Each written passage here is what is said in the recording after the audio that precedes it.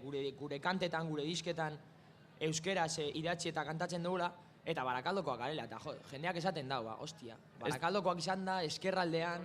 Revolta permanentekoak dira, rapa egiten dute, rapa euskaraz, gaztetxoak izan dituzten zule gaur ahotsenean. Musikarekin ekarri alda jende gaztea, da gero ere beste mundu batzuetara eraman, literatura daukagu, sinema, esan dugu.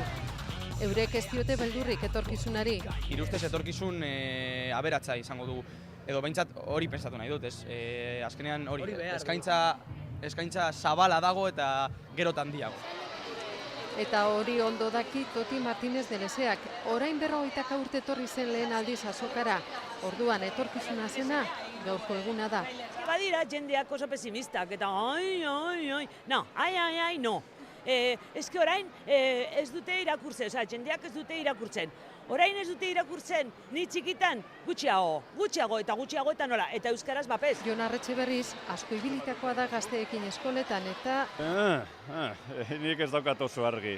Eskualde alde itzela dago, segun ze lekutan, leku guztietan dago jente euskaltzalea batetik, irakurzalea bestetik, baina falta da hor bultzadatxo batez bere, euskeraz egitari begira. Gatibuko ekostera. Oin dala, 50 urte ikusi ba bien, oingo 50 urte berandu segiduko gendu lehien, segiduko bilaiken, elek sinistuko, gu beste gu sinistuko behaingo dabe, osea que... Beste 50 urte barru, jakingo dugu hori.